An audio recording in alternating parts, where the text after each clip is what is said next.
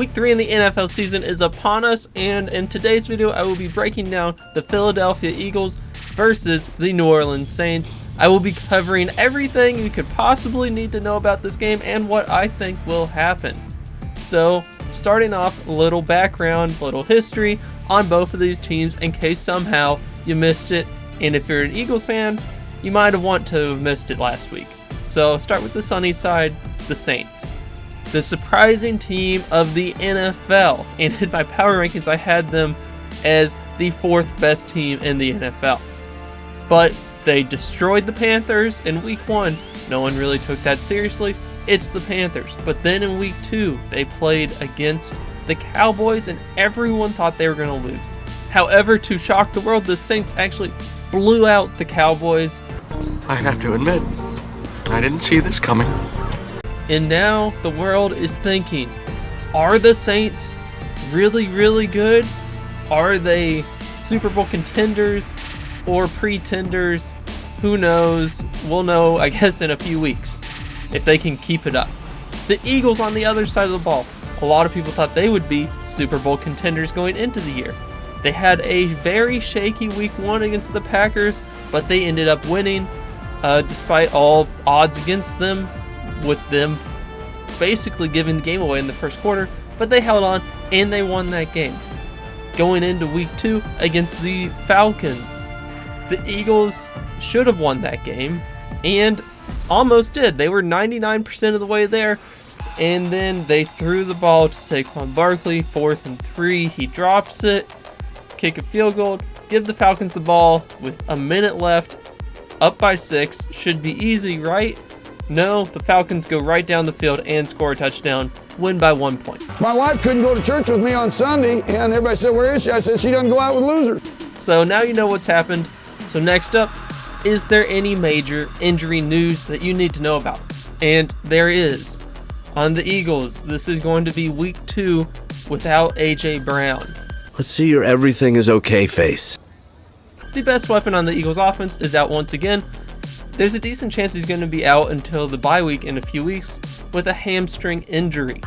C.J. Gardner-Johnson, one of the Eagles' safeties, a former Saint, is very questionable. He missed practice on Thursday and Friday with a foot injury. He will be traveling to the game and will be a game time decision. The Eagles really need him because there is no depth at safety for them. The Saints, on the other side, don't really have that many major injuries. The main news is that Marshawn Lattimore, their best corner, will be coming back from injury this week. Next up, what does Vegas think will happen? Before Monday night's game, before it came out that A.J. Brown would be out for a few weeks, the Eagles were 4-point favorites at this game at the Saints. After A.J. Brown was ruled out and after the Eagles' collapse on Monday night, now the Saints are 2.5-point favorites.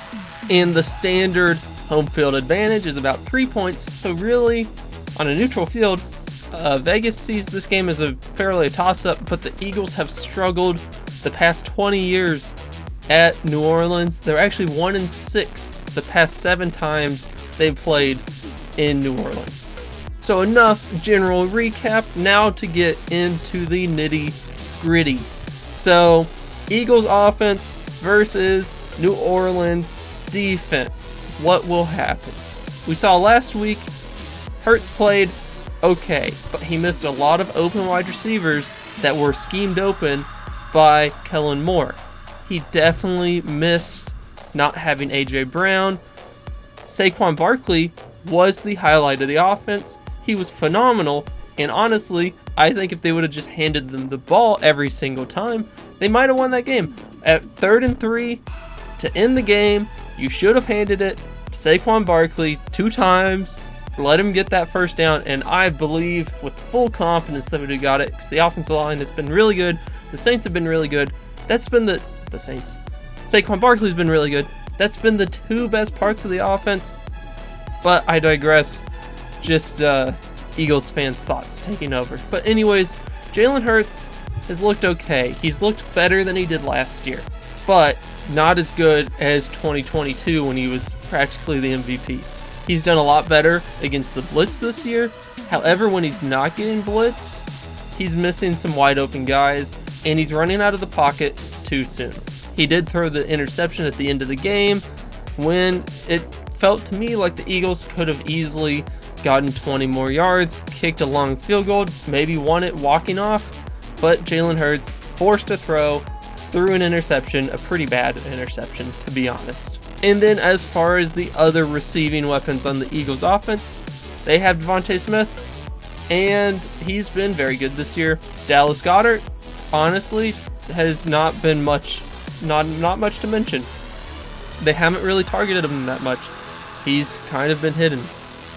Jahan Dotson, the guy you traded practically a 3rd or 4th round pick for, has 1 catch this year through 2 games, and it was only for about 5 yards. He has been non-existent. The weapons, other than Devontae Smith, have been a bit suspect, and I think they really just need to run the ball. But can they against the Saints defense? So, what are the strong sides of their defense?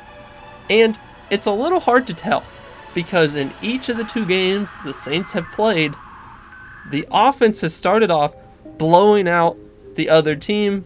So you blink your eyes and the Saints are up 20 points. So does this mean that the Saints rushing defense is really good? Or is it quite simply that the other team can't run the ball because they're down by 20 points? They've only allowed 63 rushing yards per game. So, not good. They've also played against 2 teams with bad running backs in the Cowboys, who are full of old men, and the Panthers, who are the Panthers. So, But anyways, 63 yards per game allowed rushing, very, very low. So, will the Eagles' offensive line be able to conquer this? And will their defense keep them in the game so that they can run the ball? I think one of the big Eagles' keys to victory will be getting at least 100 rushing yards in this game. It should be doable because the Eagles had about 140 and about 160 rushing yards the first 2 games of the season, so getting over 100 should not be that difficult. Then for the Saints passing game, how's that been? And it's been pretty good as well. They've allowed 210 passing yards per game at 6.3 yards per attempt, which is very low for passing attempts. For reference, the Saints have 11.1 passing yards per attempt, which is really high. But anyways, they've only allowed 1 passing touchdown and 1 rushing touchdown on the year through 2 games. They have 4 interceptions, so for every 1 passing touchdown they allow, they get 4 interceptions. This team has been so hot, so on fire, and it's just, can they continue? Can they keep this up? I hope not.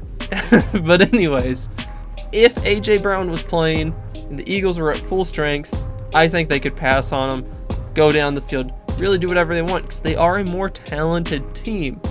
But when someone's on fire, when someone's really hot and the other guy is not, who knows what will happen? You might have to lean towards the guy who's hot. But as for how the Eagles can score some points, I really think relying on this running game and just Devontae Smith.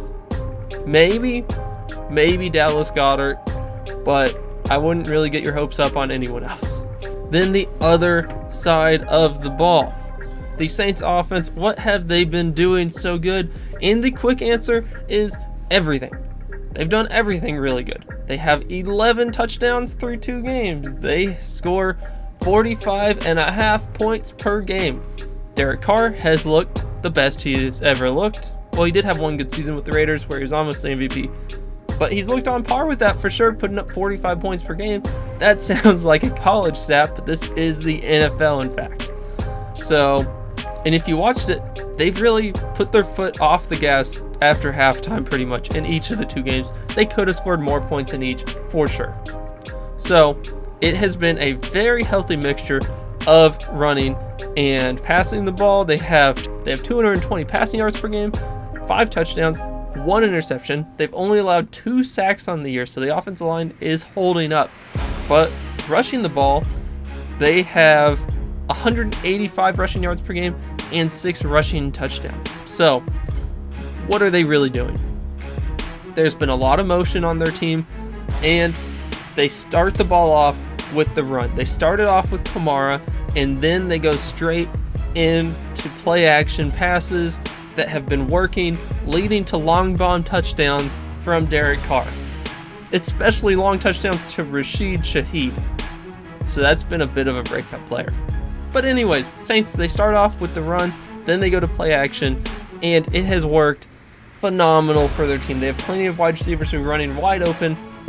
And what are the Eagles going to do about this? The Eagles' defensive line so far through 2 games has been very bad on the rushing defense. The Eagles' rushing defense it's really been kind of pitiful.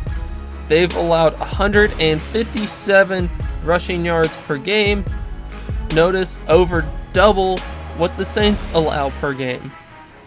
Now, I will say, the Eagles have been in close games, but still, 150 rushing yards per game is insane. They only have allowed 1 rushing touchdown per game, so I guess that's okay. But will the Eagles' defensive line get it together? Will Jordan Davis, will Jalen Carter, will they get it together and stop Kamara from running the ball? If they can stop the run game, I think they can stop this offense, because the offense really centers around the run game to get it all going. If you stop the run game, the play action doesn't work nearly as well, and then Derek Carr might turn into Derek Carr. But if you don't stop this run game, then you need to rely on the pass rush to prevent some long plays by getting to the quarterback quickly. The Saints, their offensive line has held steady, only allowed 2 sacks. The Eagles have 3 sacks on the season. The Eagles have done terrible.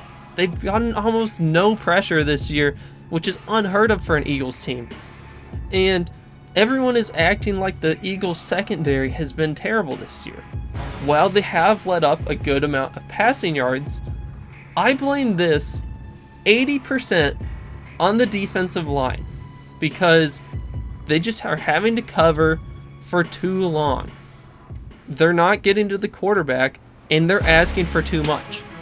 If the Eagles had an average defensive line with an average pressure rate, I think the secondary will hold up. Now, if the safety CJ does not play, the Eagles will have a big hole. And who do they want to put back there? Do they want to put back the rookie they just drafted, or the backup who they currently have? Either way, it's not going to be good, because it will be a big drop-off in a secondary where we cannot afford to have drop-offs.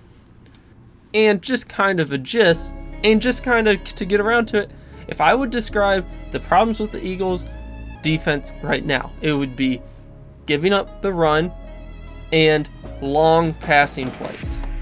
These are the 2 specialties of the Saints through 2 weeks. So this could be an ugly game. The Eagles would not shock me if they were the next team that the New Orleans Saints murdered. But that's not exactly what I think will happen. So what is my official prediction for the channel? I think the Eagles will get it together.